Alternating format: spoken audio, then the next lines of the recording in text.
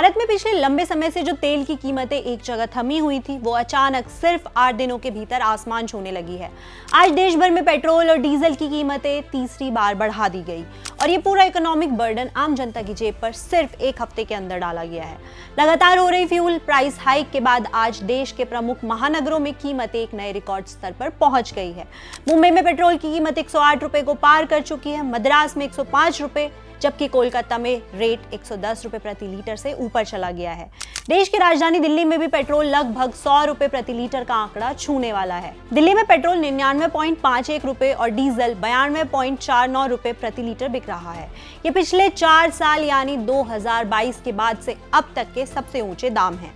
लेकिन इस पूरे घटनाक्रम में असली खबर ये कीमतें नहीं है। मेन एडमिनिस्ट्रेटिव और इकोनॉमिक मुद्दा ये है कि इन 8 दिनों से पहले पिछले लंबे समय में पेट्रोल और डीजल की कीमतों में एक बार भी भारी बढ़ोतरी नहीं की गई थी।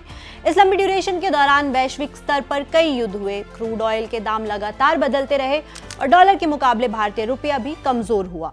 लेकिन घरेलू बाजार में कीमतों को पूरी तरह स्थिर रखा गया और फिर अचानक 8 दिनों के भीतर 3 बार कीमतें बढ़ा दी जाती है।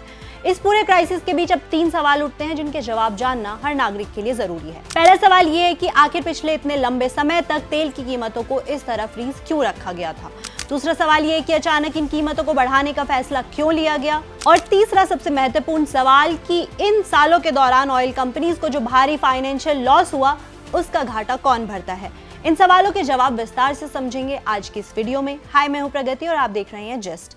इस पूरी टाइमलाइन को समझना बेहद जरूरी है। शुरुआत होती है 15 मई को, जब पेट्रोल और डीजल दोनों पर सीधे 3 रुपए प्रति लीटर की बढ़ोतरी की गई।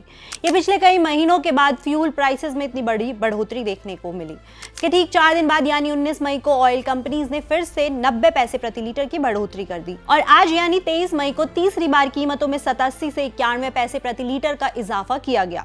यानी महज 8 दिनों के भीतर पेट्रोल और डीजल के दाम करीब 5 रुपए प्रति लीटर तक बढ़ चुके हैं, जिससे आम आदमी की जेब पर सीधा असर पड़ा है। अब सवाल ये है कि आखिर ऐसा क्या हुआ कि भारत में फ्यूल प्राइसेस अचानक बार बार बढ़ने लगे। क्या सिर्फ पेट्रोल पंप पर तेल भरवाना महंगा हुआ है या इसके पीछे एक ऐसा इकोनॉमिक चेन रिएक्शन शुरू हुआ है जिसका असर आने वाले दिनों में आपके खाने, आपके सफर, आपके बिजनेस और आपकी रोजमर्रा की जिंदगी तक पहुंच सकता है। मिडिल ईस्ट में लंबे समय से जो तनाव चल रहा है उसका असर भारत समेत कई देशों की अर्थव्यवस्था पर पड़ रहा है। युद्ध और सैन्य तनाव की खबरें हजारों किलोमीटर दूर तक असर डाल रही है, क्योंकि जिस इलाके में ये तनाव है वहीं से दुनिया के बड़े हिस्से का क्रूड ऑयल आता है और जैसे इस इलाके में संकट गहराता है, ग्लोबल ऑयल मार्केट में हलचल शुरू हो जाती है। तेल की कीमतें ऊपर जाने लगती है, शिपिंग रूट्स पर खतरे की आशंका बढ़ जाती है और इसका सीधा असर उन देशों पर पड़ता है जो अपना तेल बाहर से खरीदते हैं। भारत भी उन्हीं देशों में शामिल है जो अपनी जरूरत का लगभग 85% क्रूड ऑयल बाहर से खरीदता है। यानी हम अपने पेट्रोल पंप पर जो तेल भरवाते हैं उसकी जड़ें सीधे ग्लोबल मार्केट से जुड़ी है। अगर दुनिया में क्रूड महंगा हुआ तो भारत के लिए इंपोर्ट बिल बढ़ेगा, अगर इंपोर्ट बिल बढ़ा तो ऑयल मार्केटिंग कंपनीज पर दबाव बढ़ेगा और अगर कंपनीज का कॉस्ट बढ़ा तो आखिरकार उसका असर पेट्रोल प्राइस पर दिखेगा। अब जो 90 पैसे बढ़े हैं वो सुनने में छोटा अमाउंट लग सकता है। लोग सोचते हैं चलो 1 रुपया ही तो बढ़ा है, लेकिन आप इसे ऐसे देखिए, आपकी बाइक हर महीने 20 से 25 लीटर पेट्रोल पीती है तो खर्च बढ़ेगा। अगर आपकी कार ज्यादा चलती है तो भी खर्च बढ़ेगा। अगर ट्रक हजारों लीटर डीजल जलाते हैं तो उनका ऑपरेटिंग कॉस्ट भी अचानक बढ़ जाएगा और यही कॉस्ट बाद में हर सामान पर पास कर दी जाती है। यानी पेट्रोल डीजल प्राइस हाइक का असर सिर्फ पेट्रोल पंप तक सीमित नहीं रहता, ये इकोनॉमी में डोमिनो इफेक्ट की तरह फैलता है। और यहाँ एक बड़ी बात समझना भी जरूरी है, ऑयल कंपनीज जैसे Indian oil, BPCL, HPCL retail fuel prices तय करते समय सिर्फ आज का क्रूड नहीं देखती, वो global risk, inventory cost, future supply concern और अंडर रिकवरी भी देखती है। अगर उन्हें लगता है कि आगे कॉस्ट और बढ़ सकती है तो प्राइसिंग डिसीजन भी उसी हिसाब से लिए जाते हैं। यानी कभी कभी फ्यूल प्राइस हाइक सिर्फ आज के ऑयल रेट की वजह से नहीं बल्कि आने वाले खतरे की एंटिसिपेशन में भी होता है। फरवरी 2026 में इंडिया का क्रूड ऑयल इंपोर्ट बास्केट $69 प्रति बैरल के स्तर पर था। इसके बाद वेस्ट एशिया में अचानक कॉन्फ्लिक्ट शुरू हुआ और कुछ ही हफ्तों में क्रूड ऑयल के दाम बढ़कर $113 से $114 प्रति बैरल पर पहुंच गए। यानी कुछ ही हफ्तों के भीतर कच्चे तेल की कीमतों में 50% से ज्यादा की बढ़ोतरी दर्ज की गई। इसके बावजूद देश की पीएसयू कंपनीज इस पूरे संकट के दौरान ईंधन को पुरानी कीमतों पर बेचती रही। सरकार ने बताया कि फ्यूल के दाम इसलिए नहीं बढ़ाए गए क्योंकि कंज्यूमर को वॉलेटाइल ग्लोबल प्राइसेस से बचाना चाहते थे। अब एक और बड़ा सवाल कि क्या ये सिर्फ टेम्परेरी बढ़ोतरी है या फ्यूल प्राइसेस आगे और बढ़ सकते हैं। ये इस बात पर निर्भर करेगा कि मिडिल ईस्ट क्राइसिस कितना लंबा चलता है। अगर कॉन्फ्लिक्ट लंबा चला, शिपिंग प्रभावित हुई, हॉर्मुज स्ट्रेट जैसे रूट्स पर खतरा बढ़ा या ग्लोबल ऑयल मार्केट में पैनिक और बढ़ा तो क्रूड ऑयल और ऊपर जा सकता है। और अगर क्रूड ऑयल ऊपर गया तो भारत जैसे इंपोर्ट डिपेंडेंट देश के लिए प्रेशर और बढ़ेगा। हालांकि यहाँ भारत के पास कुछ ऑल्टरनेटिव्स भी हैं। भारत सिर्फ मिडिल ईस्ट पर पूरी तरह निर्भर नहीं है।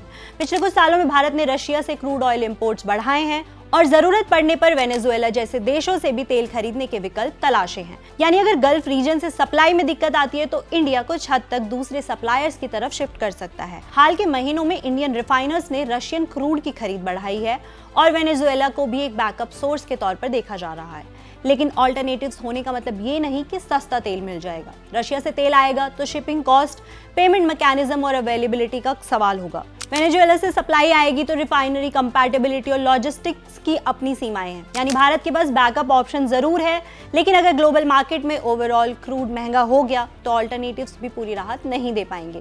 फ्यूल प्राइस हाइक पूरी इकोनॉमी को प्रभावित करता है, क्योंकि पेट्रोल और डीजल सिर्फ गाड़ियों में इस्तेमाल होने वाला तेल नहीं है, बल्कि इस पूरी व्यवस्था का हिस्सा है जो देश की अर्थव्यवस्था को चलाती है।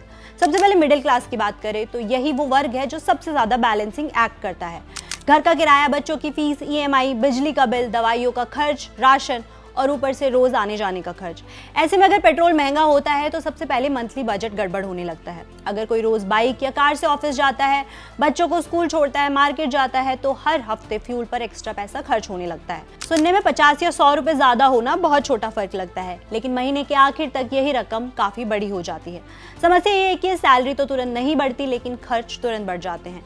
यानी मिडिल क्लास की कमाई वही रहती है, लेकिन जेब से निकलने वाला पैसा बढ़ जाता है।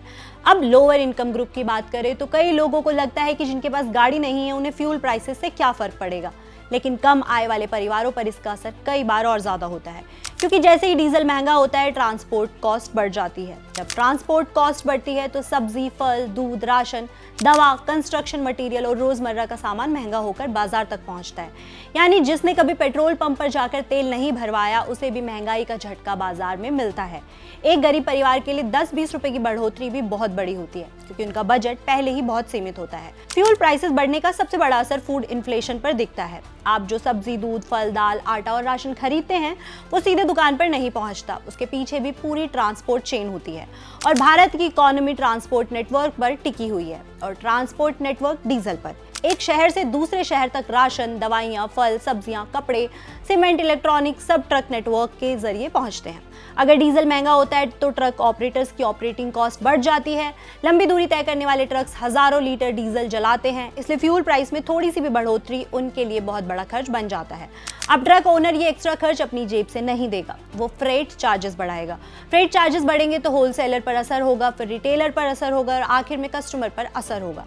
यानी ट्रक का डीजल बिल भी घूम फिर कर आपकी जेब तक पहुंच जाता है। आज शहरों में online delivery services, food apps, grocery delivery, courier services और ई-कॉमर्स पूरी तरह फ्यूल डिपेंडेंट लॉजिस्टिक्स पर चलते हैं। डिलीवरी बाइक्स पेट्रोल से चलती है, सप्लाई ट्रक्स डीजल से। अगर फ्यूल प्राइसेस लगातार बढ़ते हैं तो लॉजिस्टिक्स कॉस्ट बढ़ जाती है। इसका मतलब डिलीवरी चार्जेस बढ़ सकते हैं, प्लेटफॉर्म फीस बढ़ सकती है, सर्विस कॉस्ट बढ़ सकती है। यानी आने वाले समय में वही खाना, वही ग्रॉसरी या वही पार्सल आपको पहले से ज़्यादा महंगा पड़ सकता है। पब्लिक ट्रांसपोर्ट भी इससे अछूता नहीं रहता। Auto, taxi, cab services, private buses, school transport सब फ्यूल कॉस्ट पर चलते हैं। अगर पेट्रोल डीजल महंगा होता है तो ऑटो ड्राइवर्स किराया बढ़ाने की मांग करते हैं, टैक्सी फेयर्स बढ़ सकते हैं, बसेस महंगी हो सकती है। इसका मतलब जिन लोगों के पास खुद की गाड़ी नहीं है उन्हें भी राहत नहीं मिलती, उनका रोज का सफर भी महंगा हो सकता है। आपको क्या लगता है, क्या ये बढ़ोतरी यहीं रुक जाएगी या आने वाले दिनों में महंगाई का दबाव और बढ़ेगा? अपनी राय कमेंट बॉक्स में जरूर बताएं। देश, दुनिया और आपकी जेब से जुड़ी हर खबर के लिए देखते रहे जिस्ट।